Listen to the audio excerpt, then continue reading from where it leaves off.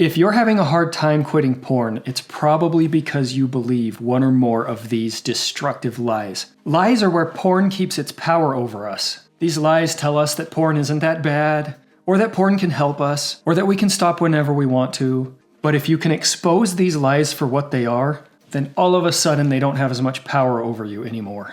In this video, I'm going to tell you about 5 lies that you may be believing about porn and that are making it difficult to stop. Lie number 1. Porn won't affect you. One of the things we often tell ourselves when we feel the urge to watch porn is, this is harmless. It's not going to affect me. It's just a little fun I'm having. But the reality is that even though you may not feel it in the moment, porn has a drastic effect on a lot of things, and some of them are very unsettling. Let's start with your brain. Porn can mess with the reward system in your brain, and this does 2 really bad things. First, it can stop you from feeling motivated. It makes it hard for your brain to send reward signals to you when you're doing the things that actually are going to make your life better. Second, it can make it hard to exercise self-control. There's been studies that show that during heavy porn use, the structure of your brain can actually change. And that's just your brain. Let's talk about some of the other consequences, like the way porn can make you view other people, especially women. Have you ever caught yourself looking at a woman like an object instead of a real person? How did you feel about yourself when you realized you were doing that? We know better than that. Porn infects your thoughts and feelings in a way that can be really destructive. Another thing, have you heard of porn-induced erectile dysfunction? Yeah, it's a real thing that even young people are affected by. So that whole thing about porn being harmless and not affecting you, you might want to think again. One more time, the reason I want to kick the legs out from under these lies is to help you get free. When you're sober-minded about the truth, the lies lose their power. Lie number 2.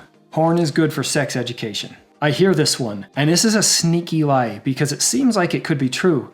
But the reality is that the things you see on that screen when you're watching porn are so disconnected that when you train yourself to want that, then when you get into a real relationship, you can't be satisfied with your partner. One of the reasons it's disconnected from reality is because porn is full of novelty. It's got one person after another on the screen. And no matter how amazing your partner is, they're just one person. They cannot satisfy this novelty, so you're going to be dissatisfied. Another reason why porn is so bad for relationships is that people watching it often feel compared.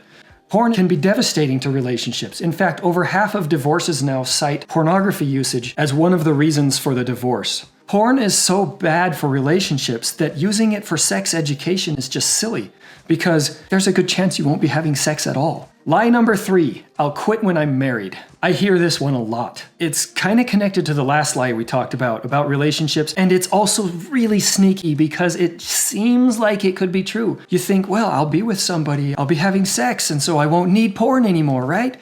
It's so wrong.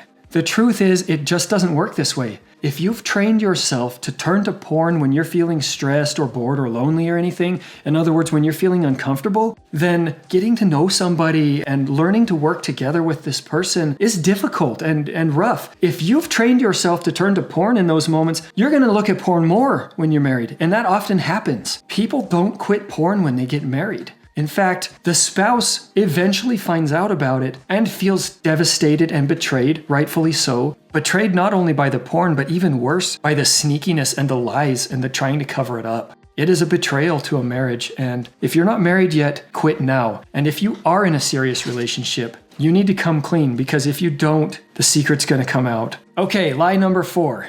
No one's ever gonna know.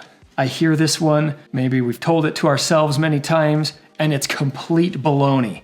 I said earlier that the secret comes out at the worst possible moments, and I've heard that over and over. I hear this from wives a lot about their husband's porn problem, that it came out at the worst possible time when she needs him. And the porn is bad enough, but usually it's not the porn that makes her feel the most betrayed. It's the secrecy and the hiding and the lies. And this happens the other way too. It's not just men to women, it's women to men too. Here's a quote I came across of what one person's perspective was. The tempter is intent on making public your most embarrassing acts at the most harmful time. Lies weave a pattern that is ever more confining and becomes a trap that Satan will spring to your detriment. That was by Richard Scott. He's a religious leader, and if you're religious, great. If you're not religious, then you can chalk it up to karma. But whatever you chalk this up to, it seems to be the way it is that the secret will come out, and it will come out at the worst possible time. Finally, lie number 5, porn's not gonna hurt anybody.